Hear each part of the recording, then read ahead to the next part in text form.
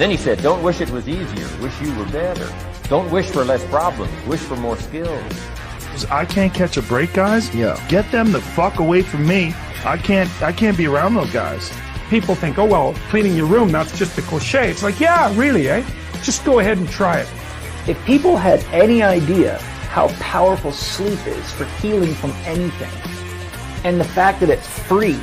My mind is absolutely bulletproof, solid as a rock. Podcast.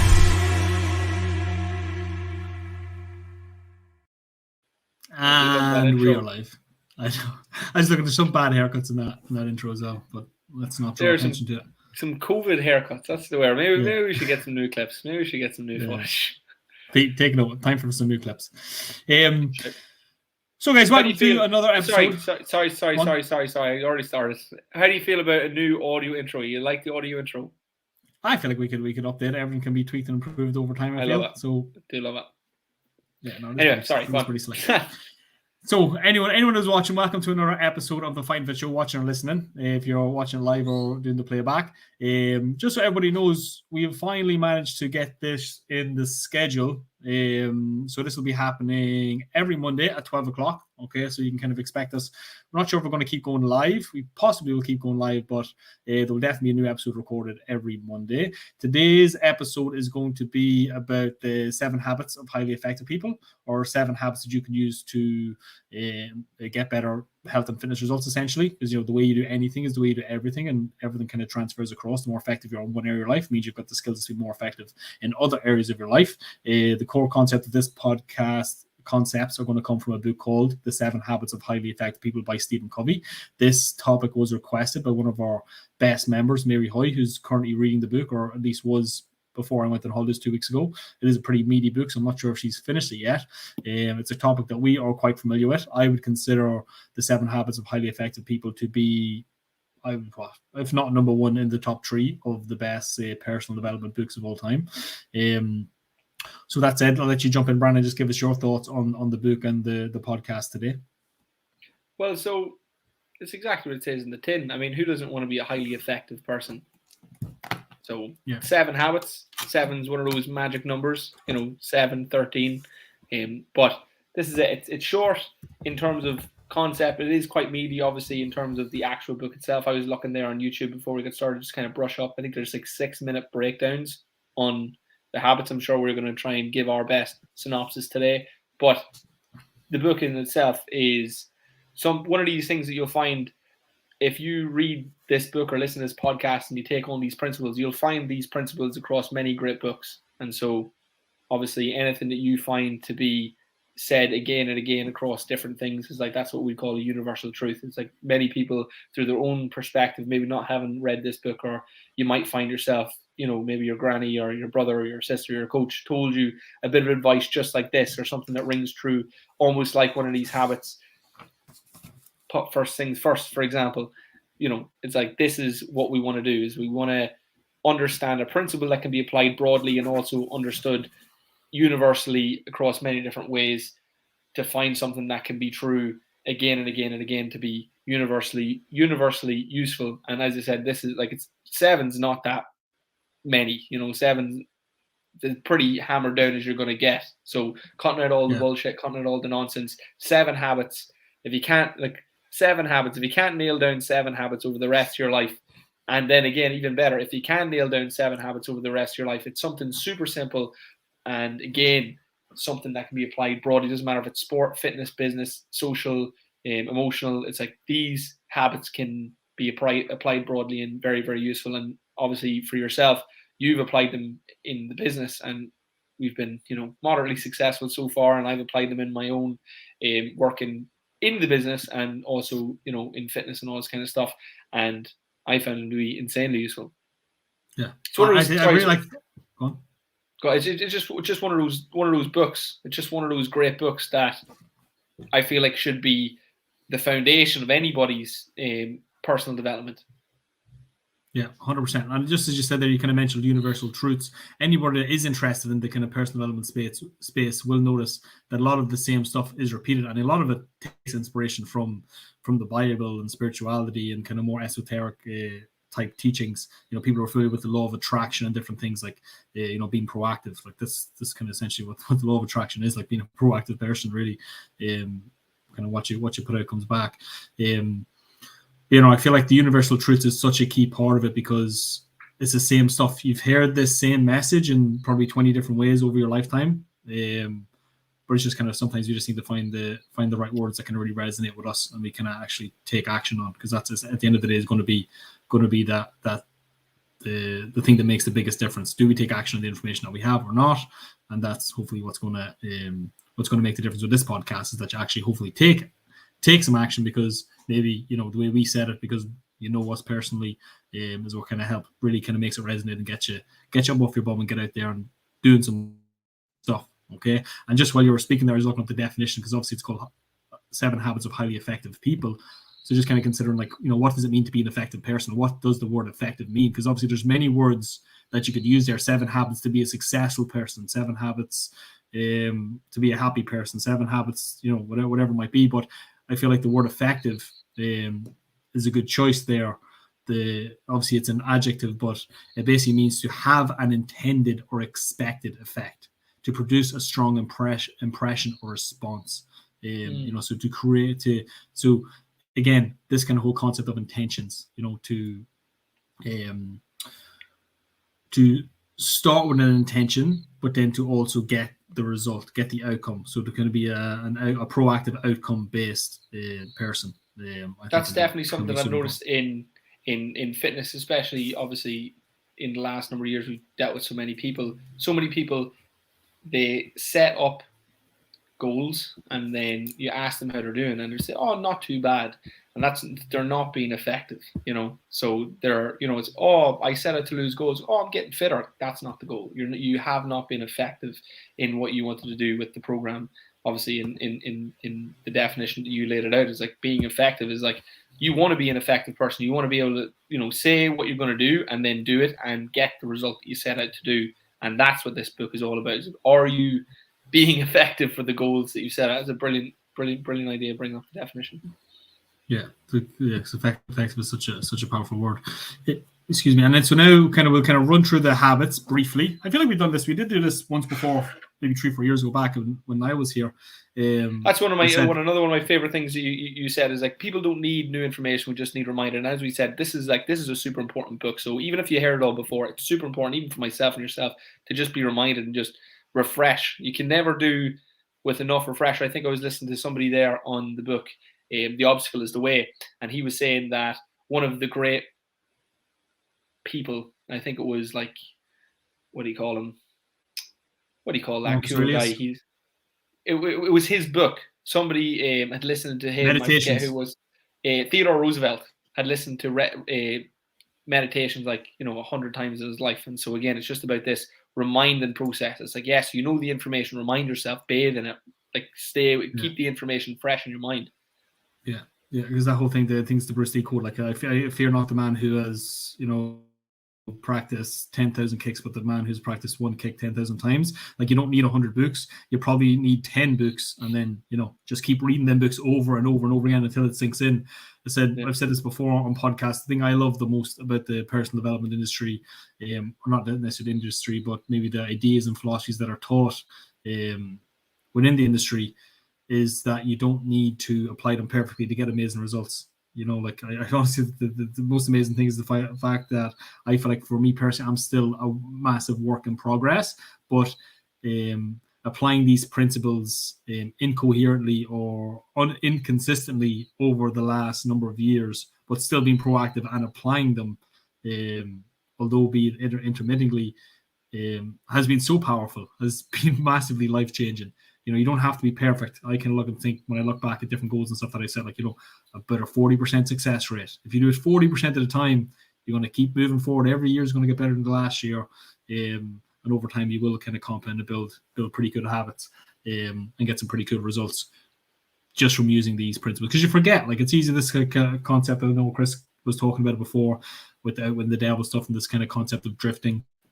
You fall away, you forget, you kind of fall off course, you get distracted for a couple of weeks, couple of months, and then you kind of remind yourself about your core goals, your priorities, you get back on track. It's this kind of constant process of adjusting the sail and getting back on track. And so just to kind of let people know that maybe aren't perfect people like myself, that again, you don't have to implement these things, even just level 1 of awareness, being aware of these concepts. And then when you find yourself acting maybe reactively, at least then you're aware of it, and you can, because awareness is obviously the first step involved in changing things. But that's it. What I'll do is I'll do a brief run through. If anybody is watching and not listening, we have got the 7 habits up on the screen here, just to keep us on track. So habit number 1 is about being proactive. This is really all about taking responsibility for your life. Habit number 2 is called beginning with the end in mind. And this is essentially about defining your mission and your goals for your life. Habit number 3 is to put first things first. Prioritize and do the most important thing first. Habit number 4 is think win-win. Have an everyone can win attitude. So it's not like for me to gain, somebody else has to lose. Everybody can win at the same time. Habit number 5, seek first to understand, then to be understood. So listen to people sincerely. Habit number 6, synergy, work together to achieve more. The sum of the whole is greater than the sum of the individual parts. So if me and Brandon are working together, 1 + 1 = 2, but because we work together, we could actually probably get the same work done as maybe 3 or 4 or 5 men, because we're synergizing and we're kind of complementing each other's skills. Habit number 7, sharpen the saw, renew yourself regularly. So this is kind of what this podcast is all about. People are interested in personal development. It's constantly sharpening the saw, constantly, having your mind open, having a growth mindset to new information, not necessarily being closed-minded or fixed-minded, and being willing to let go of beliefs, actions, behaviors, habits that don't serve you and don't kind of move you in the right direction. But again, caveat, you don't have to be perfect to get a lot of benefits out of this kind of stuff. You just have to have a good intentions. Intention, I feel like, is one of the keys. In fact, it's probably going to be impossible to be perfect. That's the thing about it. It's like, who's perfect? Who ever does anything perfectly? It's like, so that's what seems to be for an awful lot of great coaches that I listen to is like, that's a cop out. Is that the perfectionist mindset is very generally speaking, it's like, if you can't do it perfectly, you're going to quit. So you're threading a very thin line. Yeah, very, very true. So I'll let you take it away there, Brandon, because I'd like to hear your thoughts on particularly the first one, being proactive and about taking responsibility for life. What does that habit mean to you, and what can people do practically to apply it in their own life? Obviously, it depends on what your goal is. So, but being proactive is essentially, instead of being reactive. So, we are reactive when we wake up. We wake up whenever we want. So that's being reactive. I'm just gonna, let's say it's Saturday, I'm gonna wake up whenever I wake up, and then I'll see how I feel with the day. That's been reactive. Whereas being proactive is setting the alarm the night before, setting some intention and saying, okay, well, here's what I need to do tomorrow. And I'm now, with the benefit of foresight, people say hindsight's 20/20. Foresight's pretty good as well, to be honest. So if we can start actually using foresight and start saying, right, okay, what do I expect to come up? What's the worst case scenario that could happen? And let's plan for that. So let's say I wake up and it is raining. It's like, well, what am I going to do? It's like, well, let's make sure we've got the coat there. We've got the snacks for the day that we need.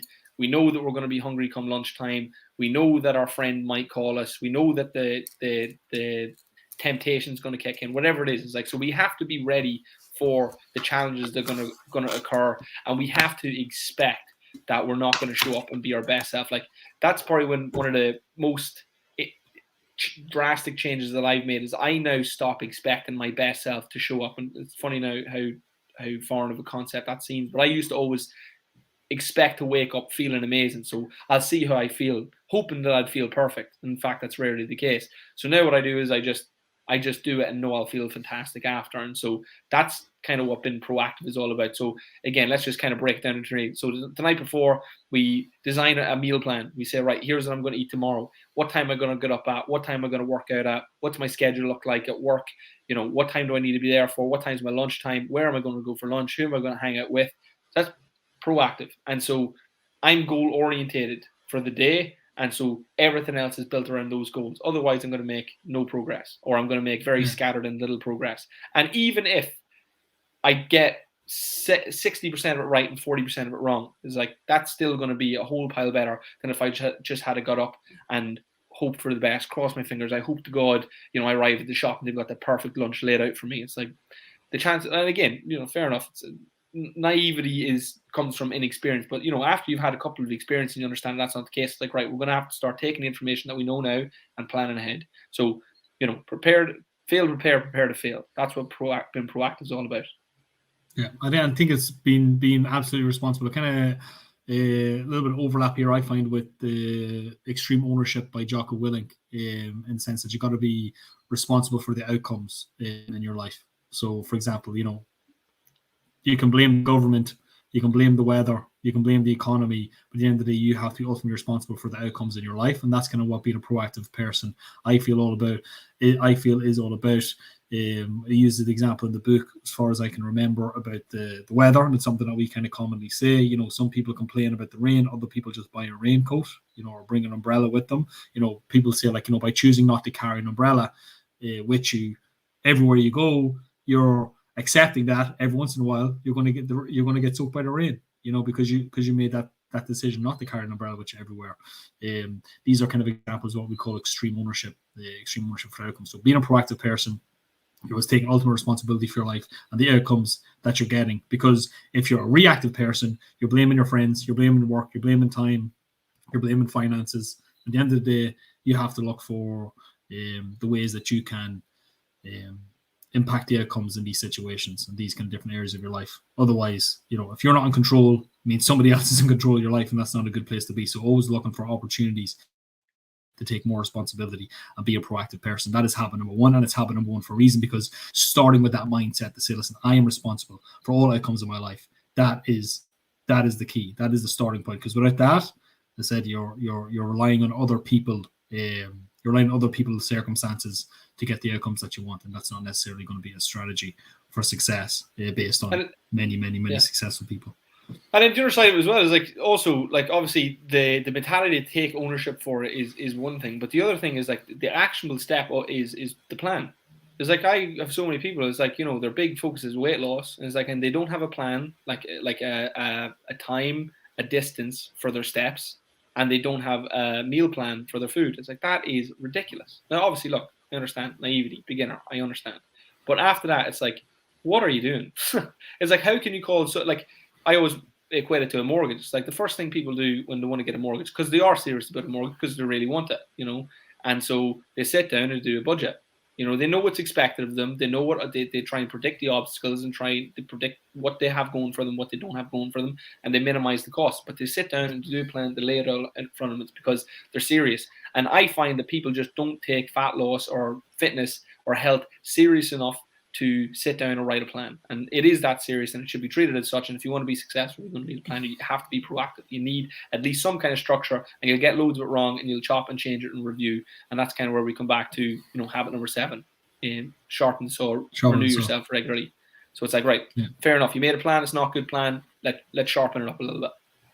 Yeah, exactly. Let's take the feedback. Okay, so that's kind of number 1, being proactive. That leads into habit number 2, which is begin with the end in mind. So this is define your mission and goals in life. So just the power of just having goals, and again, as Jim Rohn would say, setting the sail. So knowing what direction we're going in. It doesn't mean that you can't adjust the direction. You can't change course as life changes, and you're kind of going through different seasons in life, and your priorities will definitely change. Like, you know, I don't have the same goals I had even a year ago, or definitely not 5 years ago. You know, so it's okay that these things can change, but it's so important that we begin with the end in mind. And the powerful example he uses in the book is you project yourself to your funeral. So essentially, at your funeral, you're a spirit looking down from above, and all your favorite people. You pick somebody from your family, somebody from work, somebody from your community, one of your friends, like say maybe your top five favorite people in all different areas of your life. And you ask yourself, what do I want these people to say at my eulogy? So, for example, Brandon's my brother. You know, what do I want my brother to say about me if I was to pass away? What do I want him to get up and say? I want him to say, you know, that I was a generous, hardworking person, somebody who was fun and lighthearted. But then how am I supposed to do all these things if I'm coming to work and I'm being super serious, and, you know, I'm being, you know, scarcity minded and XYZ? So it's like really important that we address where we want to get in the end, because so often people, I think the example they give in the book, put the ladder up against the wrong wall. Whereas like they've been working towards something, but it's like that path was never going to lead you where you wanted to go, or them actions were never going to get you the outcome that you wanted, because you didn't begin with the end in mind. You didn't start at the end and then work your way back. Or we like to do is like reverse engineer. And this is kind of what I do with people in consultations. I'd ask them, where do you want to be in 3 months, 6 months, 12 months? And then we essentially, okay, we first off, we say, okay, where are we today? Like a GPS, where are we today?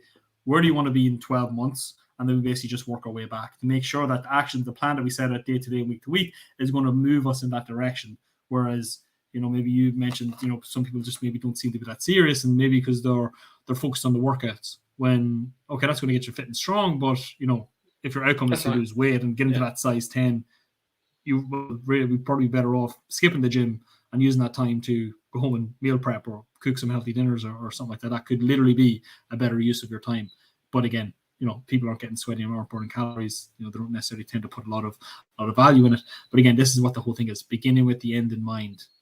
Having a mission, having goals for your life that directs and orientates you and provides that motivation. Like, goals should motivate you, or more so seeing progress towards goals motivate you. This is kind of more so big on weighing in and stuff, and kind of the Monday and Friday weighing that we posted about today.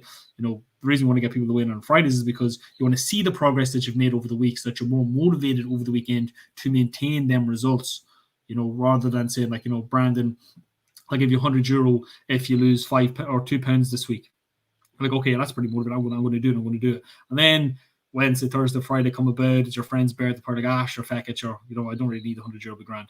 And then, but if I was to say to you, Brand, I'm going to take that €100 from you, you're much more likely to take the action, because psychologically we're wired to protect what we already have. So on Friday, if you realize that you've already lost 2 pounds, you're not going to want to gain that 2 pounds back. You're not going to lose that. So you protect it a little bit better. That's kind of the thinking behind the twice weekly weigh-ins and getting people to weigh in on a Friday, because Monday is the day where people's weight is most likely to fluctuate. But again, beginning with the end in mind. Where do you want to be at the end? And again, at the end of your life as well, like doing some deep thinking, like where do you want to be at the end of your life? What do you want the people who care about you, or the people that you care about, to say about you when you go? What kind of impact, what kind of experience you want to have with these people? And then doing your best to kind of reverse engineer that. Yeah. So next one. Not at all. Yeah. Next one, habit number 3. This is about putting first things first. So again, it's a nice simple product. Like, and actually, as I read through this is kind of really how I structure my consultations with people, kind of just from being exposed to this information. Obviously starting with kind of being a proactive person, helping, making sure people know that you're ultimately responsible for these outcomes, beginning with the end in mind. Where do you want to be at the end of this journey? And then putting first things first and saying, okay, what are the actions and behaviors that we have to take day to day, week to week, in order to achieve these things? But more so, and I do this a lot, like making sure that I get up in the morning, that the first thing I do before I check emails, before I go on Slack, and before I kind of get into a reactive mode, kind of responding to other people's questions and other people's needs, I try and make sure that I'm working on my goal first.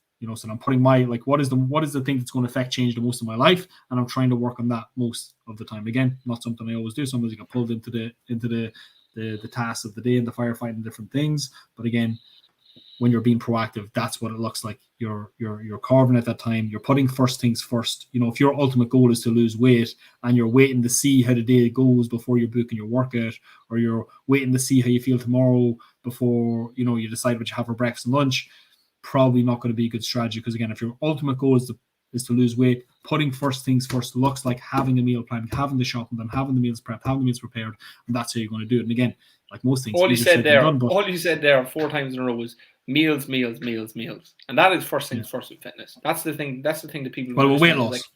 But what else? Strength and muscle, your diet, to be fair, if some people lift heavy weights consistently over a period of time, they're going to get stronger regardless of what they're eating. The body is pretty adaptable. But in terms, I don't know. I've seen a lot of people Eddie for and do good training. It's not to do bad training. It's to do good training. They just end up injured and weak and the same. And it's because the nutrition just isn't there. The big thing is for people do workouts first and second, protein second. It's honestly, I have found for myself, and I've taken quite a long time off training with having nonsense effects from COVIDs and all this kind of stuff. I found myself staying in great shape just by keeping my protein up alone. It's the body is under stress day to day, walking around, living your life. It's your body will improve in muscle tone if you just hit your protein even without training. Yeah. I did see some sort of infographic recently. It was kind of relating to a study that showed like you do need to do a very minimal amount of exercise to maintain muscle and strength. Getting there obviously is the hard part, but you don't have to do a huge amount to keep it. And obviously, moderately high protein diet is one of the key ways to do that. Like, I mean, like first things first. I don't care who you are or what you're doing. It's like and again, I know this from being an athlete. I know training like very, very hard, and fair enough, I got good results with a crappy diet because I was young and in the prime of my life. You know, I was 14 to 20 years of age, absolutely slogging it. But the nutrition was only so, like even below par. And yeah, you do develop a good base, but that's only because you have all the benefit of youth on your side. But if you don't have the benefit of youth on your side and you're really trying to, and again, imagine where I'd be if my nutrition had been where it was now. If it was dialed in when I was a teenager, my results would have doubled, you know. And so energy levels would have soared, performance markers would have boosted off the chart, because if your nutrition, like you are what you eat, your ability to repair and your body's ability to do the process just gets better and better. And again, we're talking about effectiveness. It's like if you want to be effective, it's like fecking around with your diet is the last thing you ever want to do. And again, back to what we said at the start, that doesn't mean perfection. Perfection is what you see on Instagram. You know, like my diet, for what little I post on Instagram, you know, is perfect. But what I don't post on Instagram is not perfect. And so that's where people get deluded, is that they think that they've got an insight as to what actual people are eating. And so very, very high professional athletes will be damn near perfect because that's their job. That is literally their paycheck relies on them being perfect, just like some people, you know, go to the nth degree with their job. But nutrition, for the most part, is like it starts with protein and vitamins and minerals. And it's pretty much that simple. It's like if you can't get your protein in, take a supplement. And if you're not getting your vitamins and minerals in, take a supplement. But I mean, you have to have the bare bones first. Nutrition is key. Yeah, no, 100%. I definitely do agree with that. And again, so just because again, I think we titled this show, 7 Habits to Get Better Results. Something along the lines of that. So again, I'm assuming most people listening to this want to get better results in terms of fitness. So let's run through the habits that we worked so far. Be proactive. Do your meal plan. Begin with the end in mind. Being a lean bean. Do your meal plan. Put first things first. That's nutrition. And so far, it's like it should be nutrition. It should be planning, and like, I mean, workouts for the most part are the easier part. I would much prefer to see anybody walking and dieting, you know, getting a good solid meal plan, sustainable, than see anybody working out with no meal plan and no walks. It's like you've turned the thing on the head. Yeah, well, that is quite true. But also that I do find things aren't necessarily simple as kind of like, you know, input, output, A, B. I do find like things like the workouts, I found, for me and for a lot of clients, are what I would call a keystone habit. So when people exercise, when people are doing the workout, so by prioritizing the workouts, that has an effect that makes them eat better then throughout the day, because when exercise, they eat more protein, drink more water, etc., etc. So, you know, sometimes it can be like a roundabout way. I do feel like the workouts is key for a lot of people, like because, you know, this is kind of the whole on the wagon, off the wagon. What does that look like for most people? On the wagon means I'm going to the gym and I'm eating well. Off the wagon means I missed the gym, so I'm getting the Chinese. So, you know, I find that the workouts can be a massive keystone habit. That thing that when people do that, they tend to eat better. Yeah, true. I agree. And when you exercise, you're more, just because again you've done a workout, you're more likely to want to go and eat your protein and have a healthy meal, less likely to eat shit. So I do think that. And I really do feel like I feel like for like, obviously that's the psychology, that's 100% the way it works, and that's many people's experience. But I feel like in my experience, and I have only been like in the situation I'm in now for the last 7 months, where exercise has been minimal and nutrition has been a priority. And I didn't think it was possible to maintain good results with very little training, with such the only thing that I could do is mobility and nutrition. And so it's like, with like the focus on nutrition, it's like if we're talking about what's that thing, the one big thing that will make you look and feel better is the nutrition that backs it all up. Obviously, look, exercise is, if you could pill it and sell it, you'd be a billionaire. I mean, like it's like, I don't want to underplay exercise or the benefits, but I mean, I can't, like, I feel like the importance of nutrition for what people actually struggle with, and the importance that it would have, is like, it's like the one big thing that the majority of people today, like the majority of diseases and the majority of issues that people have, is because of nutrition and dietary choices. And so if we could really pin that in, I mean, exercise is just a fucking cherry on the top. Yeah, that is true. I do definitely agree with that. And then, so say them first 3 habits. So we got be proactive, begin with the end in mind, put first things first. You can see here this little circle on the right hand side for anyone that's watching the video. You can see that these are what we would call private victories. So these are things kind of relating to yourself. Okay, so being a proactive person, beginning with the end in mind, putting first things first, and then 4, 5, and 6 are one with the next. Then these are the public victories. So these is essentially how you interact with people, say in your community, relating to say your goals. So habit number 4 then is thinking win-win, having everyone can win attitude. This is about understanding that for you to win, somebody else does not have to lose, and usually the outcome is a lot better if everybody wins. So it's like kind of people thinking like, for me to make money, you have to lose money. For me to lose weight, you have to gain weight. It's like this kind of zero-sum thinking, which is not a good way to think. Can you think of any good examples for that? Saying relating to somebody's health and fitness journey, kind of everybody can win attitude. Well, something I would say is like one of the biggest issues that I notice that people have is just kind of negotiating roles and responsibilities in life. And so an awful lot of people I find are very self-sacrificing. And so that's a big problem for kind of chopping up roles and responsibilities and scheduling, is like it needs to be win-win, and they can be win-win. It was a massive factor for me, is like, I need to work out. That's like I need my hour pretty much 7 days a week. If it's not 7 days a week, it'll be 6 days a week. And so with Chloe at home, it's like I will pretty much do anything and everything needed in order for her to feel like that's fair. So if I need to come home and lay on 2 hours of sole responsibility for the kids because that's what she feels she needs because she's after brunting the load for X amount of hours, like, well, now she's not resentful of me training, so that makes my training more sustainable.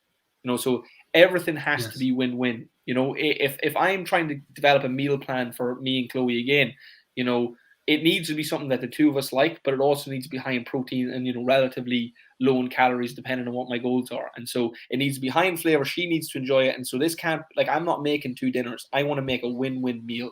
So this is win for me, win for you. You get what you want, but I get what I want. So that's kind of how that affects me with my health and fitness, is obviously just divvying up roles and responsibilities. It's like I am no longer interested in relationships, or like if I ever say, oh, this is what I want, and somebody sighs, it's like, right, we have a problem. I want to fix this. It's like I don't need anybody to be bitter about this, because then I don't feel good about it. And it's only a matter of time before you end up resenting me, and then this isn't going to work. And so it's the same with personal training or anything like that. It's like the price has to be right for you to feel like I'm getting what I need out of this service, or it's no deal. Win-win or no deal, I think, is the thing, isn't it? Yeah, the win-win or no deal, exactly. So it's kind of not kind of making, they'll say like win-lose, I get something but you lose, or you win but I lose, or it's not about somebody coming out better from the exchange. Like everybody has to win. It's win-win or no deal. That's essentially how I think people say like it's fuck yeah or it's a no. It's like hell yeah kind of thing. Like otherwise I'm not going to do it. And that is a pretty good way to live. I do actually really like that example that you gave. Becca, more so thinking win-win in terms of health and fitness, in terms of how we deal with other people that maybe we're in relationships with, especially maybe like kids and partners. I think is important. It's kind of understanding that, like, if you have got a partner who is maybe struggling with their weight, and again, this whole thing you mentioned about kind of being resentful, like feeling that you're losing, that they're getting an hour to themselves means that you necessarily that you're losing. Whereas if you actually reframe and look at it a different way, like if you give that person that hour a day and their energy, their confidence, all these things are improving, it actually would massively and drastically positively impact the relationship. So it actually is a win-win thing. So I think that some part of it is just kind of looking at things from a different perspective or with a different frame and understanding the bigger picture sometimes with this stuff. Because I do know, as you said, like that is one thing that holds a lot of people back is, especially maybe mammies, I would say, or the most likely to, skip training because of their kids' needs or their partner's needs, or they don't want to put themselves first and say, like, actually, it's probably actually better for me to go to the gym today and maintain my routine than let the kid go to soccer practice, if that's the thing. Like, maybe it's better. Maybe it's going because then maybe they get the night off, they get to, spend time with their dad or their siblings or do something else. That's it. But the other side of it as well is like in that process of setting up the initial routine is like, you shouldn't be setting up a win-lose situation, even if for your kids, because you'll end up presenting your kids and you'll end up presenting their hobby. So it's like, it's like football's on every Monday, Wednesday, Friday, ice hockey's on Tuesdays, ballet's on Thursdays. It's like, already where's the time for your gym? And so now what it is like, oh fuck, I've taken a football. And so that's a negative attitude, and that's not fair on the kid, because that's a win-lose. Them. Yeah, exactly, and it's a win-lose situation, because again, they're getting what they need or want, but you're not necessarily getting what you need or want. So yeah, so that was kind of a put first things first habit. Is like you didn't put first things first because you didn't put, say, your workouts or your meal planning into your schedule, kind of going through life with your fingers crossed, hoping that you'll find the time to make it happen, which doesn't always work. And then the other side of it as well is like the whole win-win thing is, like, it's something I have to be very, very cautious of, and something I really watch out with clients is some people literally rush because they, like, whatever they've learned growing up, they rush to put themselves under the bus. Like, they literally like oh no, I'll do this, you win. And obviously, like, that's not a fair scenario, and that person will, unless they are literally Christ embodied, will end up resenting you 100%. Like, even with all the best intention in the world, is like you can only undercut somebody so many times before they start feeling hard done by. And that's, you need to watch for people that will do that purposely. Do not let that happen, even if you think it's like, oh, thank you so much, do this big massive favor for me. So no, I don't, like, I honestly don't want that. I want win-win. Because now on the other side, you're indebted to them. Which again could eat into your resources, and you might not have the time to be indebted to somebody. You're just looking for a win-win situation in order to be. Everybody gets something good out of the situation. That has to be the key. And just because we're getting tight for time, we're going to jump on to the next one. This is first seek to understand, then to be understood. So it's just all about listening to people sincerely. I think this is the one that I struggle with the most, and I think a lot of people struggle with the most. In communication skills is probably one of the biggest skill gaps we have in the world at the minute. I feel like this is where there's so much hostility between groups. Nobody actually listens to people. Like, all the people that get banned, one of the big ones for me was just Jordan Peterson, and just like from being somebody who has read his book and kind of listened to several hours of his podcast and that kind of stuff, and taking the time to sincerely listen to his ideas and what he has to say. I was like, how could anyone like genuinely hate this person? I was like, did you actually listen to what he said? And I feel like most of the time it's not. People maybe look at snippets or clips and things that are maybe taken out of context. That's just one example of many, really.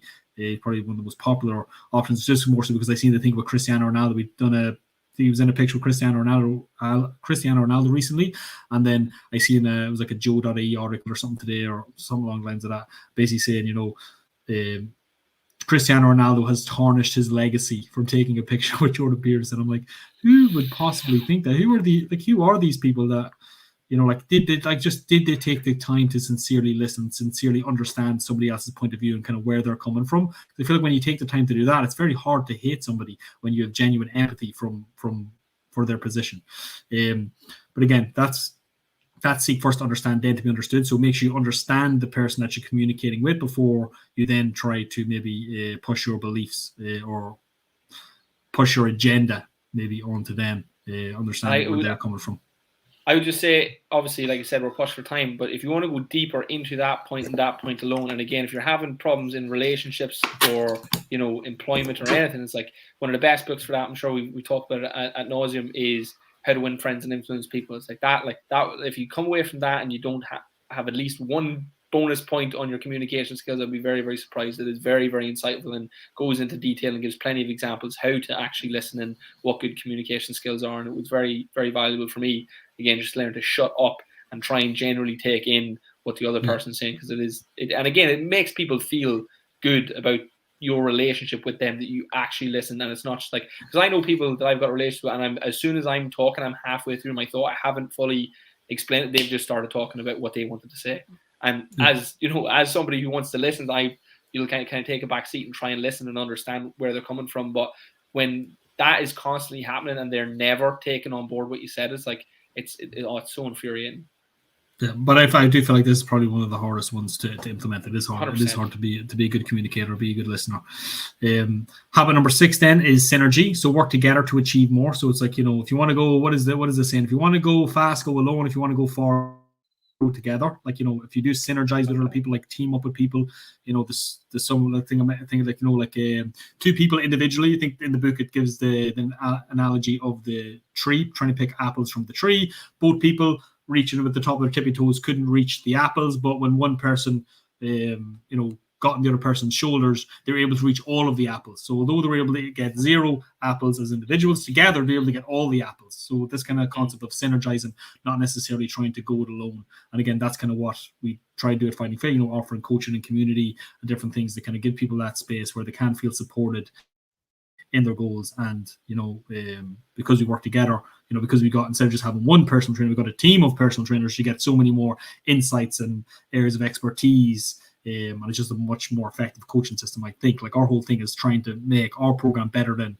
one-on-one personal training because of the community, because of the flexibility with the timetable, because of the variety of coaching, the different styles. That's kind of really what we're trying to do.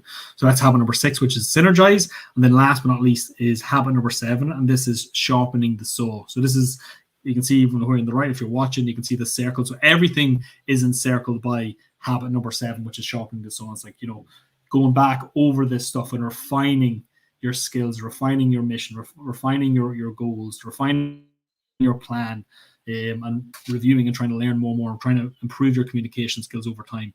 That is the key. Renewing yourself regularly, always trying to sharpen the saw.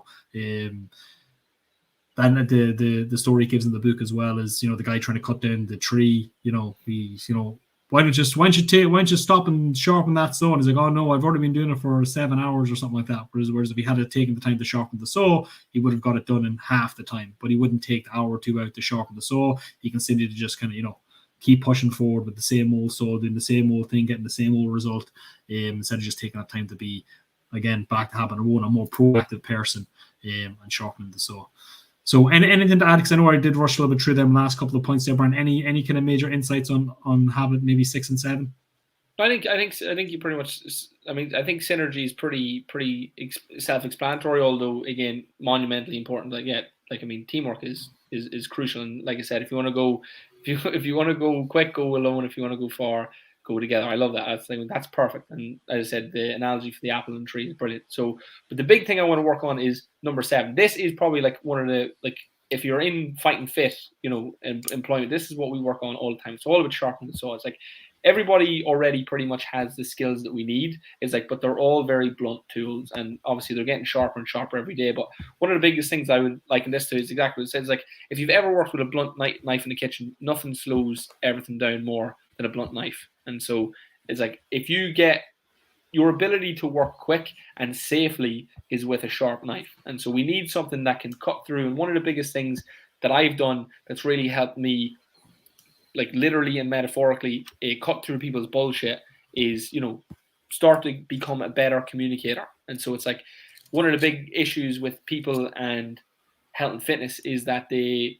have all these limiting beliefs and stories, and they seem so sincere and they're so genuine. And one of the things that I really had to work on myself more than anything else is start to kind of be a little bit blunter, which is, a little bit opposite of what we're talking about. But like I said, you have to be able to cut through stuff, but not be blunt, but obviously be somewhat blunt. You have to be tactful in getting to the root of the issue, and to be able to do that bluntly is kind of where most people get to, and maybe where I was at the beginning. But starting to be able to do that and have people walk away feeling good about themselves, again, back to communication, is like it's very, very hard to understand somebody, understand where they're coming from, and then still to be able to explain away the problem and kind of cut to what it really is. And that's a skill that, like, again, you need books and books and information, try and figure out how to do that correctly, and then you need to put it into practice. And so our iron sharpens iron. It's like, as you get in there every day and you kind of battle it out, it's like you're going to get better and better and better.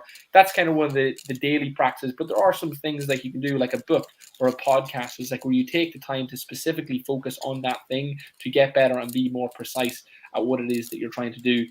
Exercise is obviously one. The big thing for me for exercise, like that I constantly do, I rarely use my saw anymore. I'm constantly doing mobility. I'm just, if you look at me in the gym, I'm just constantly over there sharpening myself to become a more effective tool rather than, putting this thing into practice.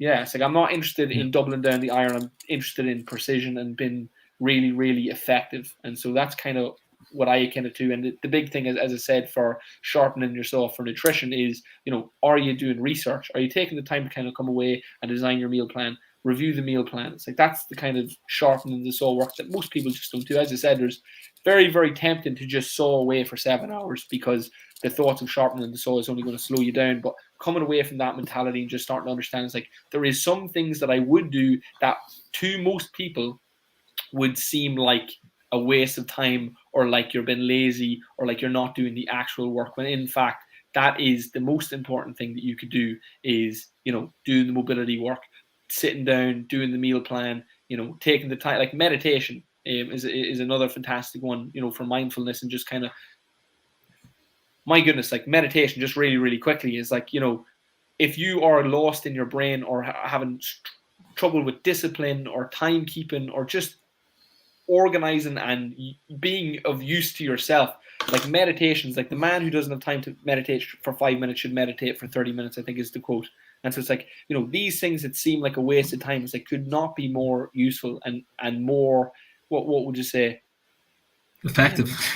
Effective, but more pay dividends. You know, like they're like it's an investment is what it is. And so there's some things that you're going to do that is going to be an investment in your future, and to not invest in your future because you're afraid of wasting time is such a false economy. And that once we can get into the idea of sharpening the saw, of coming away from the task to work on yourself to be more effective on the task, is probably the most important habit, maybe apart from being proactive. Like if you can, and that's part of being proactive, that if you can understand, it's like, I need to come away from this in order to get this thing right. I'm going to be proactive instead of reactive. Oh, I need to sharpen the saw, run out of time. It's like we need to be proactive about it and understand, it's like the best thing to do is be more effective. Sharpen the saw 6 weeks ago. Yeah. But the next best time is to sharpen it right now. Today. Yeah. Okay, guys, well, listen, that is the 7 Habits of Highly Effective People. If you want us to go into more detail, do maybe a 2.0 version of this, because there is a lot to cover in this book. It is quite in-depth. Obviously, it is made very simple, but again, there is a lot to each habit. You could kind of go on and on each point, but that's just kind of a brief overview. You've got enough to kind of sink your teeth into and hopefully start making some small changes. If you have any questions then that we covered today, feel free to reach out, you know, send us a DM, send us a message, leave a comment. We will get back to all comments and messages. If any other members or anyone following us in general has any other book recommendations or topics that you'd like us to cover, please let us know. As I said, this is going to happen every Monday at 12 o'clock. We're probably going to keep going live on YouTube and Facebook anyway, but there would at least be a new episode out every week. So again, follow along, like and share, comment, make sure to subscribe to the podcast, Spotify, YouTube, all the usual places. And I said, we're an open book. If you have any questions, we're more than happy to help in any way we can. Okay. Thanks so much, guys. Good, man. So cool. And I'll see you during the week, Brand. Talk soon, bro. Bye-bye. Peace.